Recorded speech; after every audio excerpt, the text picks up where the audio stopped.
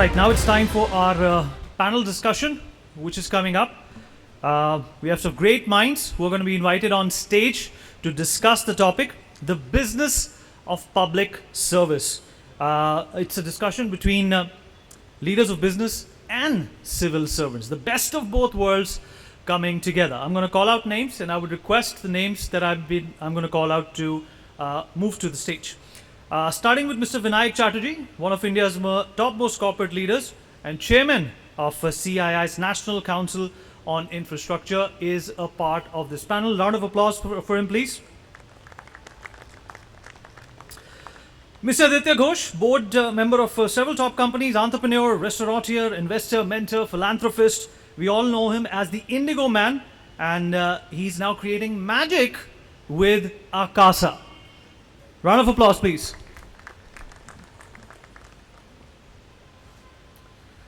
Dr. Manish Kumar, a legendary IS officer. Dr. Kumar is the former managing director and chief executive officer of the National Skill Development Corporation, also known as the NSDC.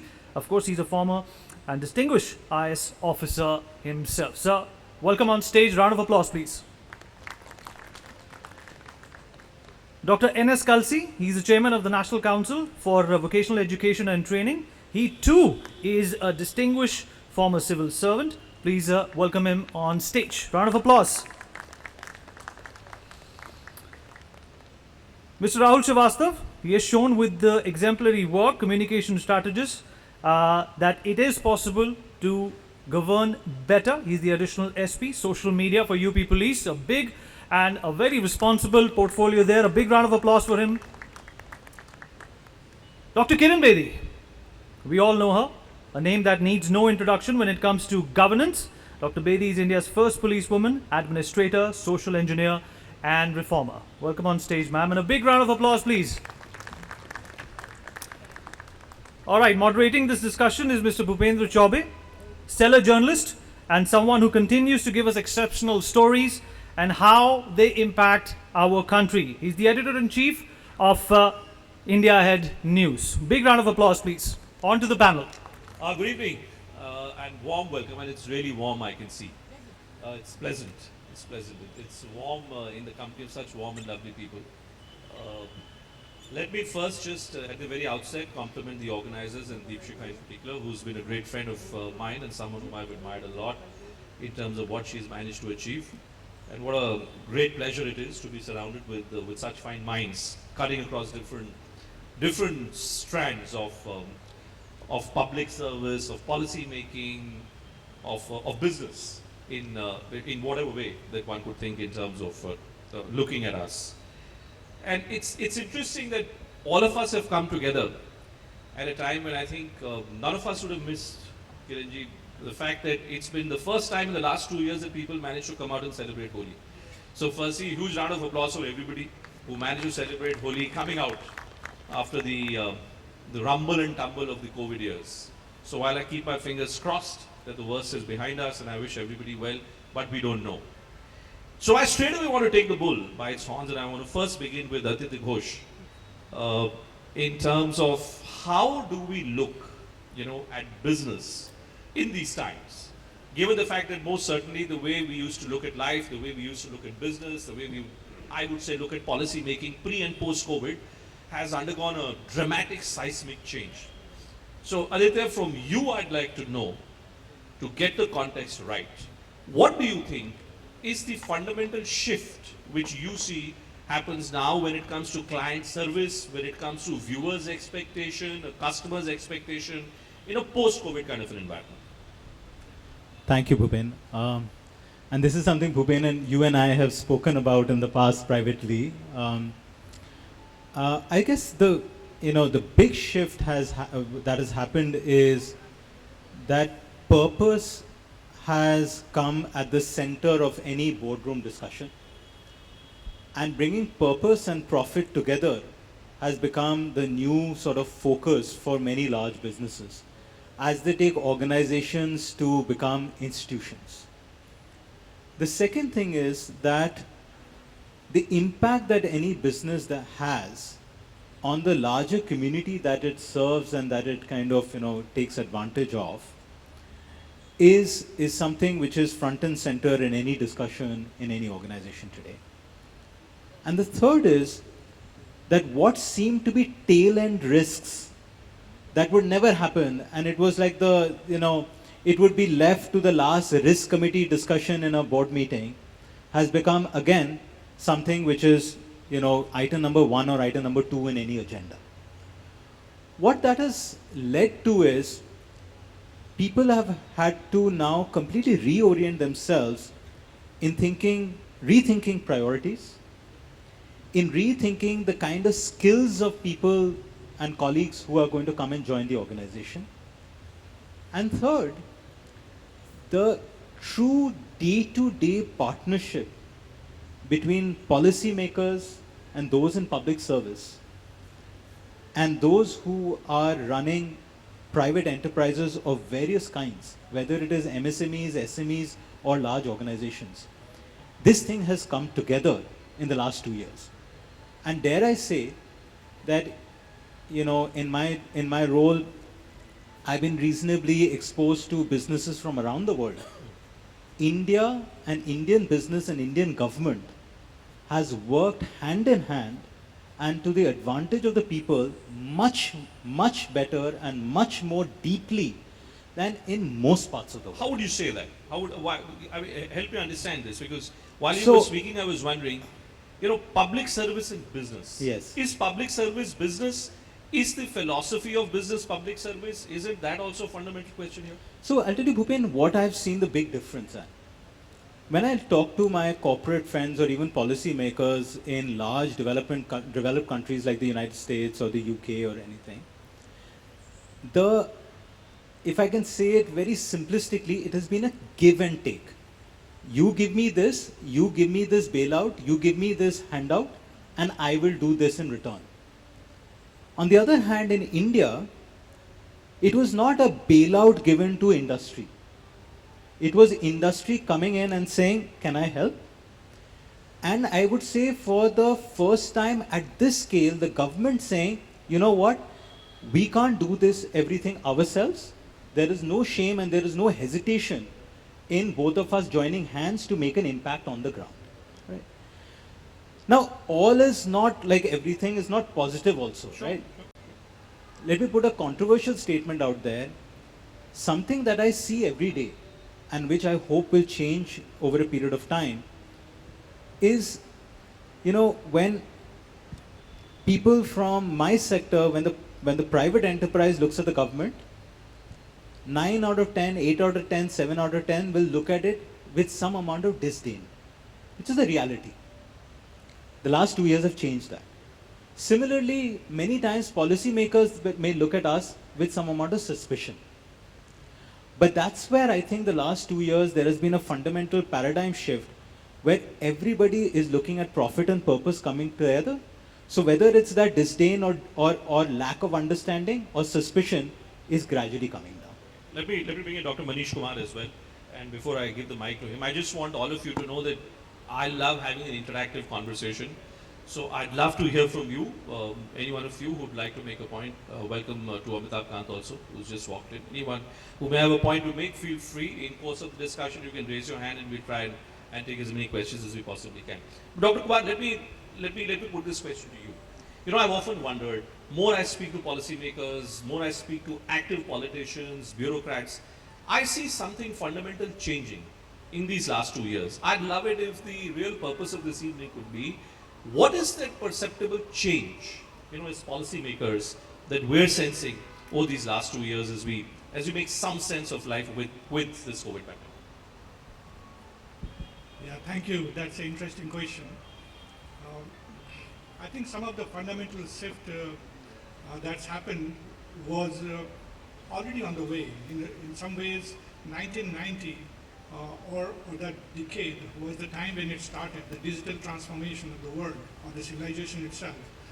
And this COVID time actually gave us that speed, which none of us would have expected. So there's a sudden spur where you find a lot of people getting online, a lot of things which we never thought was possible online, actually happening online.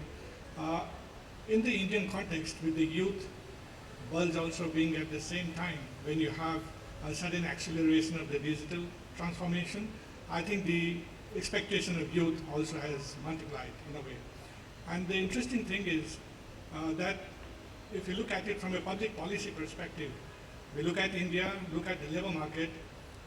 If you look at the bottom income quartile, the income per month is about 26,000 rupee or less. The next income quartile, 26,000 to 37,000. The third income quartile, 37 to 57. Anybody who earns above 57,000 is the top 25% of India. Anybody who earns above 88,000 rupee per month, and I think that's all of us in this room, are basically top 10% of India. That's how we are distributed. And I think the government's focus usually is on the lower half, on the income half. And they are the ones who have got empowered in a way through the digital transformation. They have a voice, they ask much more, and government is actually responding to that. So that's, I think, the greatest transformation that's been happening. The responsiveness is much higher than it used to be in the past, because all of us have got used to the digital method of communicating. So I think that's about what I would say for the moment. Okay, let's get a different perspective. Not often do you find top IS officers and top police officers on the same stage. So now that I have the two corners taken over by two very bright cops, Dr. Bedi and my very dear friend Rahul Srivastav. Let me give a quick line of introduction, Kiranji, and you'd love to hear what Rahul does. He, to my mind, and I may be corrected here, is the only police officer I know, Kiranji, who actually uses media for policing. Now, how do you use media, and that too social media, for policing, is what I'd like Mr. Srivastava to put some light on. What does a police officer do with the media? I thought police officers and media were always at loggerheads with each other. But you've embraced the media. How do you do it, Rahul? Is what I'd like to know. Thank you, Bhupin. See, when we began the UP Police transformation on social media, certain basic premises which we all have to understand, and which is not only relevant for UP Police, for all government servants, that any government in a democratic country, it has to be visible, it has to be accessible, and it has to be answerable. So I get all my answers and all my queries in these three questions. The visibility thing takes me to have a good rapport with media and utilize the social media platform to reach out to people. And it is especially pertinent for police organizations which have a huge communication gap and trust deficit with the citizens of the country and to the people we serve. Also, it is also important for every government department to, it is a citizen's right to have a credible and timely information from government. So we being part of the government and very important part of the government, it is our moral responsibility to engage the citizens in a very transparent and accountable manner and be answerable to them.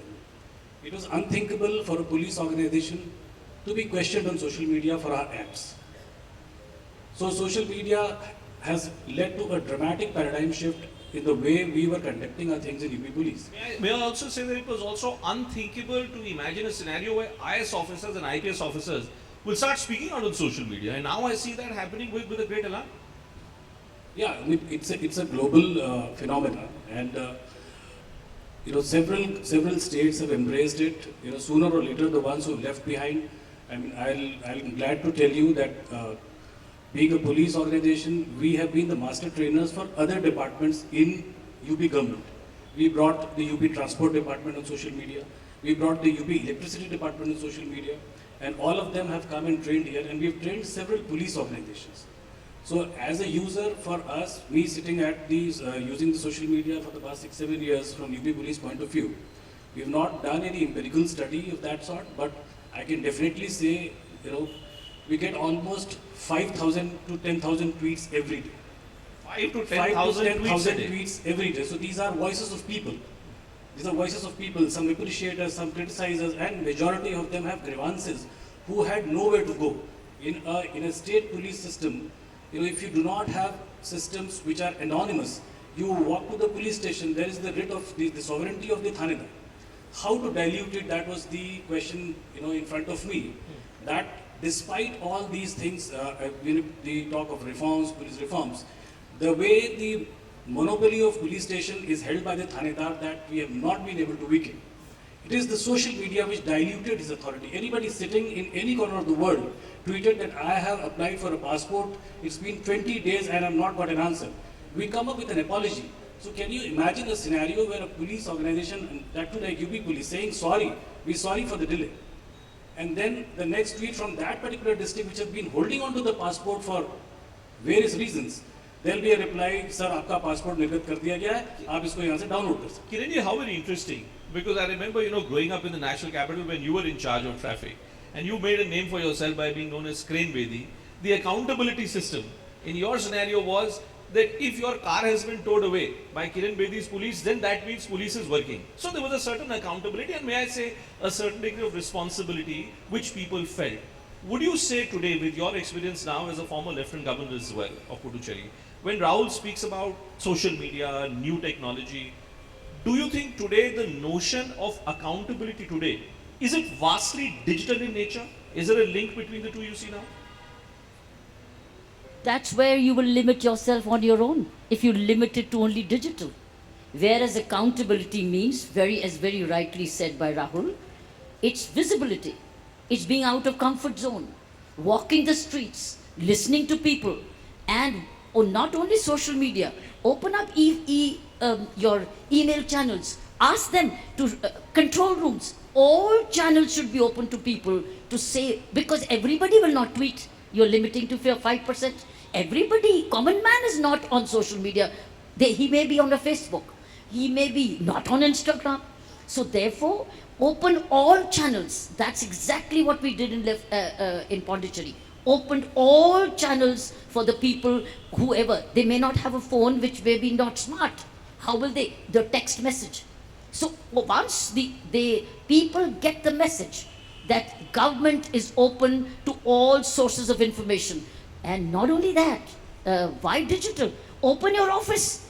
Fix a time for 5 to 7, 4 to 5 as an open house. Come first, serve it, take a token, meet, listening to people. Then why limit that? Go to the spot to see. Why only ask for reports? Go to the spot to see what's going on. Once you have this whole ecosystem of openness beyond digital, because digital is limited, Bhupendra, but all other channels, as I mentioned, that's to me opening up the government to listening, learning, upskilling, responding, and being fully accountable. What's the reality, Kiran? I see that you got your book as well, Fearless Governance, and it's a remarkable book that you have written, and maybe you may want to show it to all the people who gathered here as well. The way bureaucracy, or let's say the police force, has been understood strictly in the context of business. What does a business CEO do? What does an Aditya Ghosh do?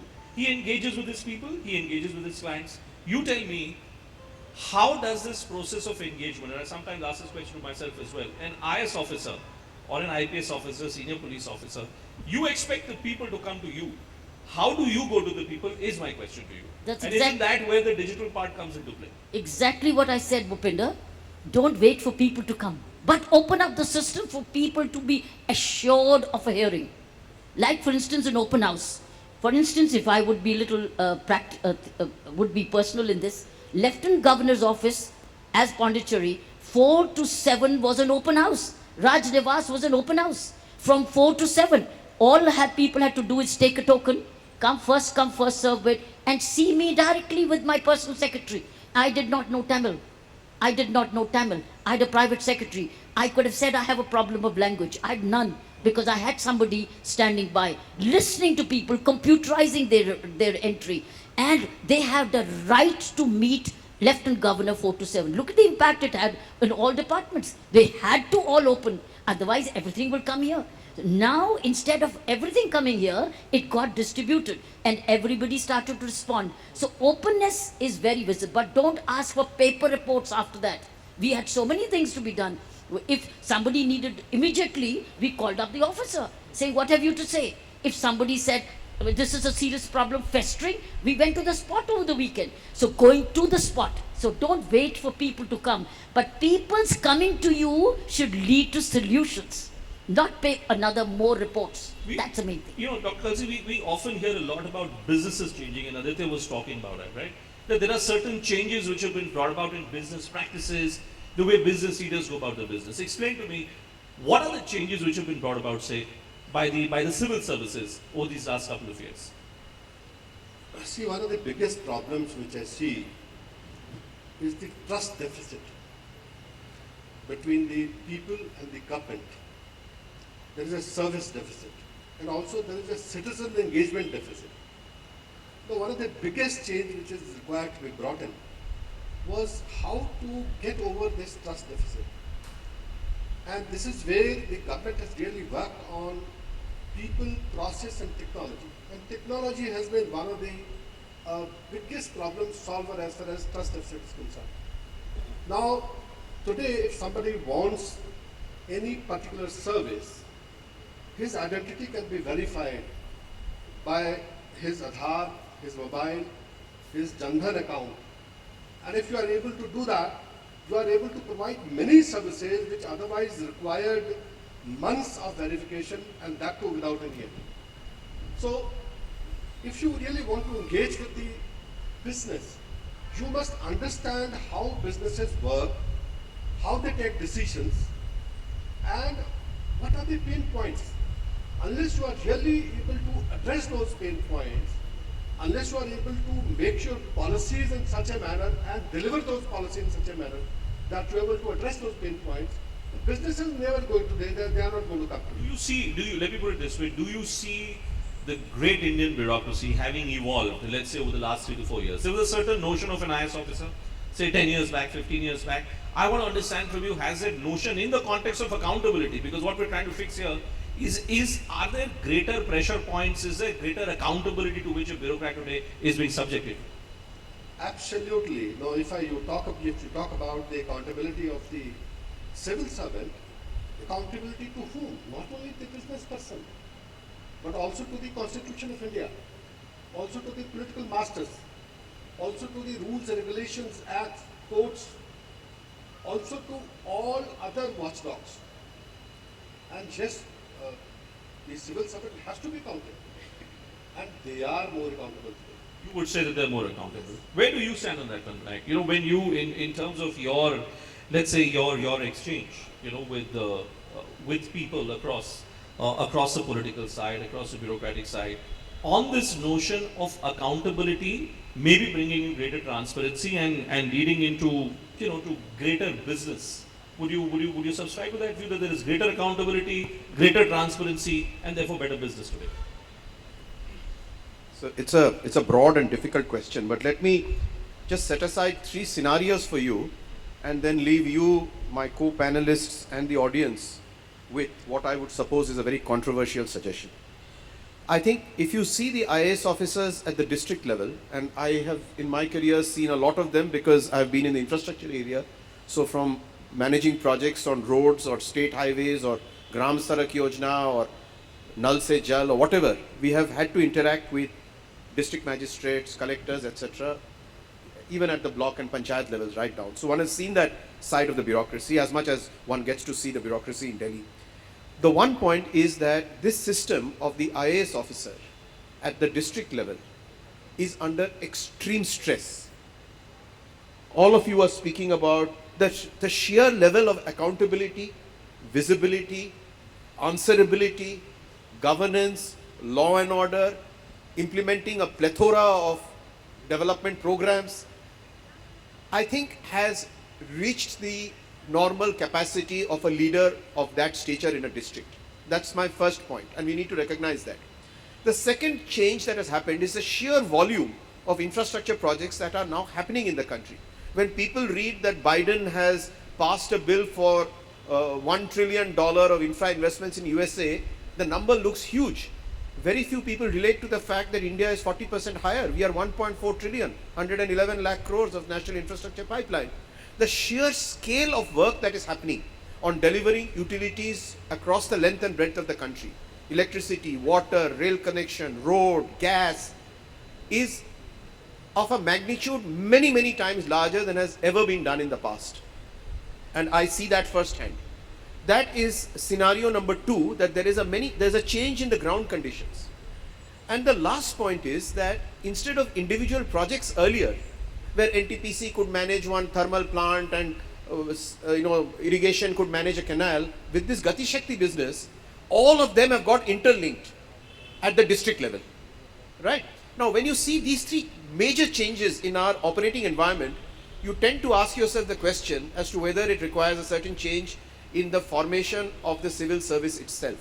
And I'm going to stop here, and I know it's a controversial point, but with the level of very quick transfers and with the level of specialization required in delivering large infrastructure projects, you have to have a knowledge of deep finance, deep legalese, deep PPP formats, deep engineering, and deep public policy. And therefore, what do you suggest? I am suggesting a separate cadre needs to be thought through now. If we start thinking now, maybe it will take shape, or people will say it's a lousy idea, forget about it. But we need to debate and discuss an Indian development management service where after a few years, an IAS officer can choose to move into that branch and take responsibility for 10 or 15 years or 20 years to manage some of the iconic projects of this country. So I'm actually suggesting the time has come to open up a discussion on whether a separate cadre is required called the Indian Development Management Service, as distinct from getting most of the work done by the existing IAS, who for all these reasons I'm saying has run into severe capacity constraints. Chiranjeev, you want to take that? Oh, okay.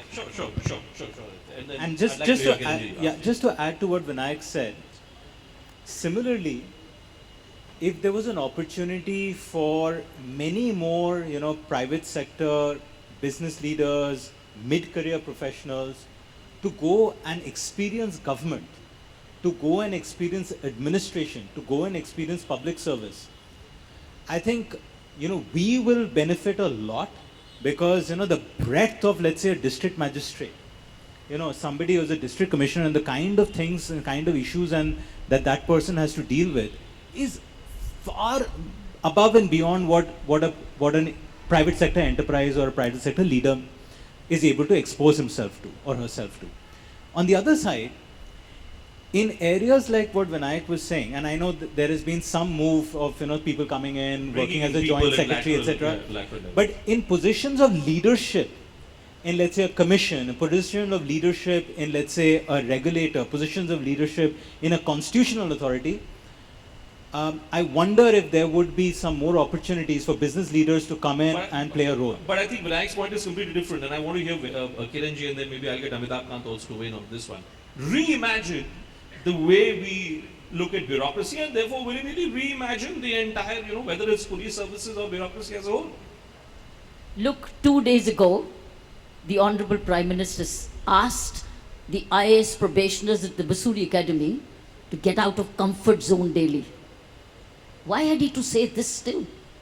Why are we not on the ground? Why has the Prime Minister to tell in 2022, telling the senior bureaucrats, it applies to all civil services across, to be out of comfort zone? Why should we be not out of comfort zone? Problem is this, I have seen this directly myself. You have to push officers out of the comfort zone. Education Secretary doesn't visit the schools every day. Health Secretary doesn't visit the dispensaries every day. The DGP doesn't visit the police stations every day. Do you want to say, oh, should they visit? Why not? Why not?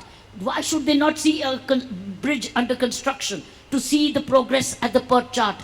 Why should officers not be out of comfort zone? The Prime Minister said it 2 days ago. And that's what it is. If the day every officer starts the day in the field, I think that's a mantra. Start your day in the field. Don't start 9 o'clock in the office. Start the field, whatever your field is. If you're a health secretary, or if you're a DGP, or you're a education secretary, or you're a PWD secretary, start your day in the field. And then even if you spend municipal commissioners, why the cities would be clean? If the municipal commissioners would be walking the streets on a regular basis, your cities would be clean, because the staff will be afraid कि कभी भी देख लेंगे, कभी भी पकड़ा जाएगा. Today the problems are because seniors are only asking for paper reports. They should stop asking for paper reports. Start your day in the field at 9 o'clock. You'll see the problems yourself, and you start wondering, you will see half of your problems will disappear if the officers are directed, however senior or junior. Start your day in the field, choose your area, go into an office. Officers will be clean, officers will be punctual. What does it cost you? It is, to me, out of comfort zone. Comfort zone is going straight to the office in your official car and straight away switching on the TV or looking at a magazine or start a presentation. Everybody is not the same. This is the mantra. If it is adopted today, All officers, whoever, junior or senior, start your day in the field 9 o'clock. Go to the office by 10 o'clock, 10:30, do whatever else. But that 1 hour of vigilance by the junior inspectorates, all of them, you will see everybody functioning, everything functioning. You have solved half of your problems. All these in case. Thank you so much.